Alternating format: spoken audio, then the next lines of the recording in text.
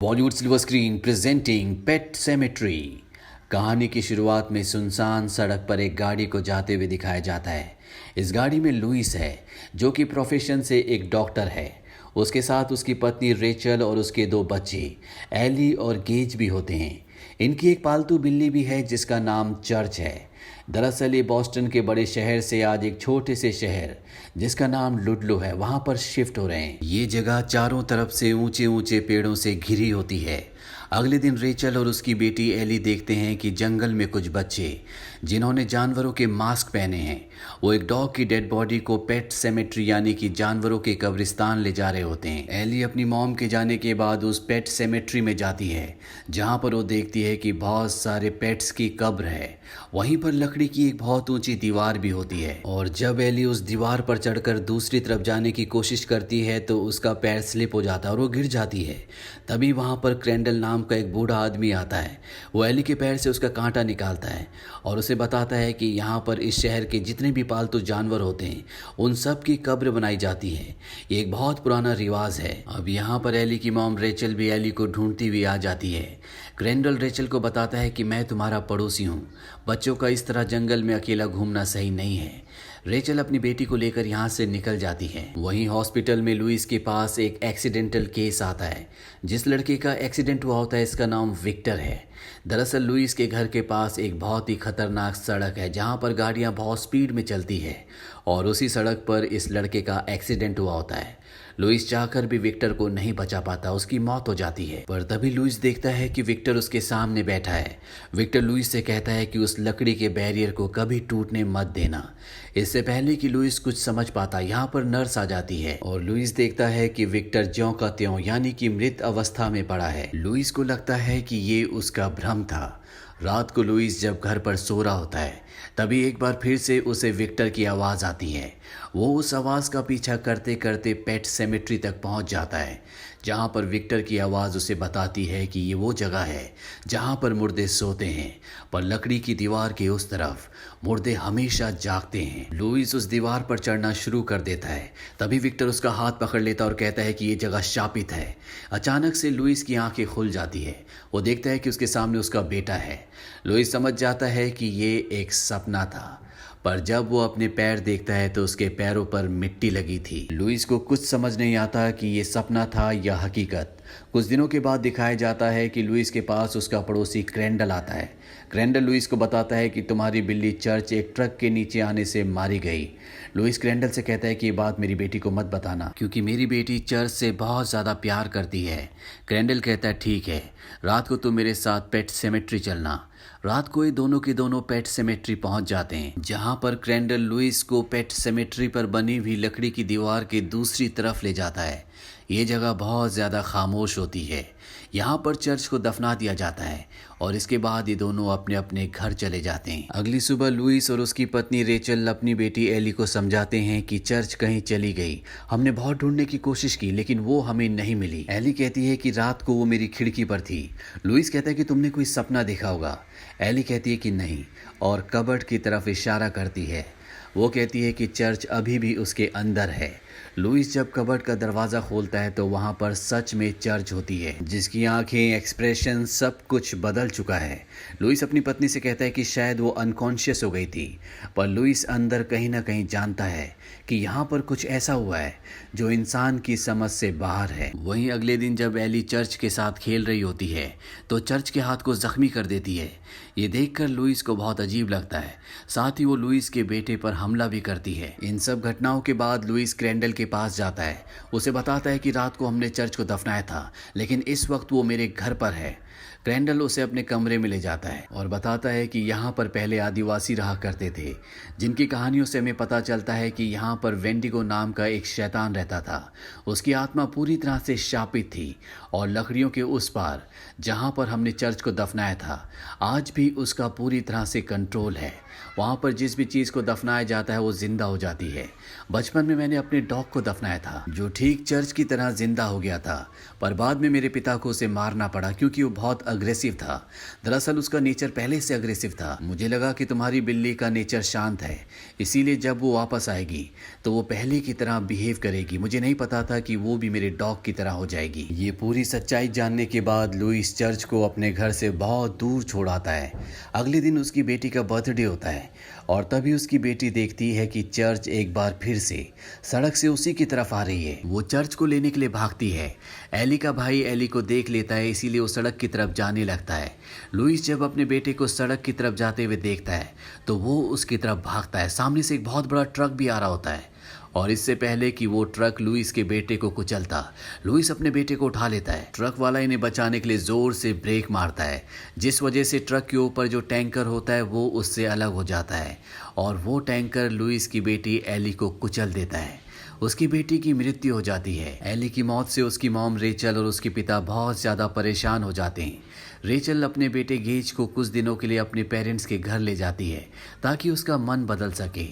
यहाँ लुइस को दिखाया जाता है जिसे अपनी बेटी एली की याद आ रही होती है, इसीलिए वो उस जगह जाता है जहाँ पर उसने अपनी बेटी को दफनाया था।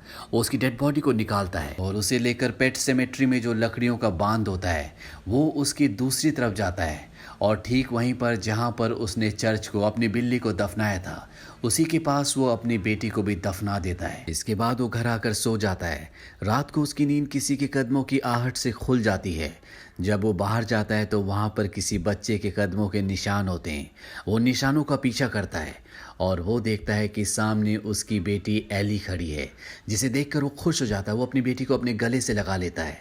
पर जिस तरह से चर्च के एक्सप्रेशंस बदले हुए थे, ठीक उसी तरह से एली के एक्सप्रेशंस भी बदले हुए होते हैं। इसके बाद लुइस अपनी बेटी को नहलाता है और रात को वो अपनी बेटी को अपने साथ ही सुलाता है। अपनी बेटी के आने से लुइस बहुत ज़्यादा खुश है। पर अगली सुबह जब वो उठता है तो देखता है कि उसकी बेटी बहुत अजीब सा डांस कर रही होती है। वो उसे ऐसा डांस करने के लिए मना करता है, लेकिन एली उसकी बात नहीं सुनती। साथ ही वो सामान फेंकना भी शुरू कर देती है। दूसरी तरफ लुइस के बेटे गेज को दिखाया जाता है जो अपनी मॉम के साथ अपनी नानी के घर गया होता है। दरअसल बार बार इस छोटे बच्चे को विक्टर की आत्मा दिख रही होती है। विक्टर वही है जिसका एक्सीडेंट हुआ था और लुइस उसकी जान नहीं बचा पाया था। लुइस को भी विक्टर कई बार दिख चुका है। अब जब रेचल को ये बात पता चलती है कि उसका बेटा बार बार विक्टर का नाम ले रहा है तो वो इस बात से डर जाती है। अगली सुबह रेचल अपने पति लुइस को कॉल करती है, लेकिन लुइस उसका कॉल रिसीव नहीं करता। इसीलिए मजबूरी में रेचल को क्रैंडल को कॉल करना पड़ता है। क्रैंडल जब उसके घर पर जाता है तो लुइस अजीब सा बिहेव करता है, जिससे क्रैंडल को उस पर शक होता है। वो लुइस से कहता है कि अगर तुमसे कोई गलती हुई है तो हम उसे सही कर सकते हैं, पर लुइस साफ साफ मना कर देता है। क्रैंडल जब घर से थोड़ा सा दूर जाता है तो वो खिड़की पर एली को देखता है और उसे समझ में आ जाता है कि लुइस ने क्या किया है। वो अपने घर जाता है और अपनी रिवॉल्वर निकाल लेता है, क्योंकि वो जानता है कि लुइस ने जो किया है उसका अंजाम क्या हो सकता है। दरअसल आज से कई साल पहले उसने अपनी पत्नी की डेड बॉडी के साथ भी यही किया था, जिसके अंजाम उसे भुगतने पड़े थे, पर बाद में उसने अपनी पत्नी को मार दिया। अब यहाँ क्रैंडल को एहसास होता है कि घर में उसके अलावा कोई और भी है और जब वो रिवॉल्वर लेकर ऊपर जाता है तभी एली उस पर हमला कर देती है। वो उसे बुरी तरह से जख्मी कर देती है। एली ने नकाब पहना होता है और जब वो अपना नकाब हटाती है तो उसके पीछे एली नहीं बल्कि क्रैंडल की मरी हुई पत्नी होती है, जो क्रैंडल से कहती है कि हम उस दुनिया में जल रहे हैं और अब हम तुम्हें अपने साथ ले जाने के लिए आए हैं। इसके बाद वो एली के रूप में आकर क्रैंडल को मार देती है। वहीं अब घर पर रेचल अपने बेटे गेज को लेकर पहुंच जाती है और जब वो घर पर अपनी बेटी को जिंदा देखती है तो वो पूरी तरह से हैरान हो जाती है। लुइस उसे बताता है कि यहाँ पर एक ऐसी जगह है जहाँ पर किसी को भी दफनाने से वो जिंदा हो जाता है। सबसे पहले मैंने वहाँ पर अपनी बिल्ली को दफनाया था, इसीलिए वो जिंदा हो गई थी। रेचल कहती है कि हमारी बेटी मर चुकी है, हमने उसका अंतिम संस्कार किया था। दरअसल वो एली को एक्सेप्ट नहीं करती, जिस बात से एली की आंखों में गुस्सा उतर आता है। रेचल अपने बेटे को लेकर ऊपर चली जाती है। लुइस भी ऊपर जाता और रेचल को समझाने की कोशिश करता है, पर रेचल उसकी कोई बात नहीं सुनना चाहती। तभी लुइस को एहसास होता है कि बाहर एली सब कुछ सुन रही है। वो बाहर जाता है तो एली नहीं होती, एली घर से भाग गई होती है। इसीलिए लुइस भी घर से बाहर निकलता है। वो देखता है कि सामने क्रैंडल के घर की लाइट जल रही है। वो एली को देखने के लिए उस तरफ जाता है और जब वो घर के अंदर जाता है तो वो देखता है कि किसी ने बेरहमी से क्रैंडल का कत्ल कर दिया है। वहीं घर पर दिखाया जाता है जहां पर रेचल अपने बेटे के साथ ऊपर होती है और तभी एली उसके ऊपर हमला कर देती है। एली चाकू से उसे जख्मी कर देती है। रेचल एली को धक्का देकर नीचे गिरा देती है और अपने बेटे को लेकर दूसरे कमरे में चली जाती है जहां पर वो खिड़की का कांच तोड़ती है। वो देखती है कि नीचे लुइस आ गया है, इसीलिए वो अपने बेटे गेज को खिड़की से नीचे फेंकती है। लुइस अपने बेटे को पकड़ लेता है और उसे गाड़ी में बिठाते हुए कहता है कि अगर एली आए तो दरवाज़ा मत खोलना। वहीं एली को दिखाया जाता है जो रेचल तक पहुंच जाती है। वो रेचल के ऊपर चाकू से कई बार वार करती है और अब रेचल बुरी तरह से जख्मी हो चुकी है। एली भी उसके पास बैठी हुई होती है। एली रेचल से कहती, मम्मी आपको याद है एक बार डैडी ने कहा था कि मरने के बाद कोई दुनिया नहीं होती, वो गलत थे। रेचल कहती है कि मैं तुम्हारी मम्मी नहीं हूँ। एली रेचल को मार देती है और अब लुइस भी ऊपर पहुंच जाता है। वो देखता है कि उसकी पत्नी मर चुकी है और तभी पीछे से एली उसके ऊपर हमला कर देती है जिससे लुइस बेहोश हो जाता है। एली अपनी मॉम रेचल को घसीटते हुए उसी जगह ले जाती है जहां पर उसे दफनाया गया था। वो अपनी मॉम को दफना देती है।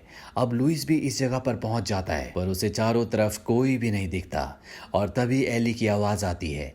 वो कहती है कि जो कुछ हुआ ये सब तुमने किया है और अब तुम्हें भी हमारे साथ आना पड़ेगा। इसके बाद एली लुइस के ऊपर हमला कर देती है।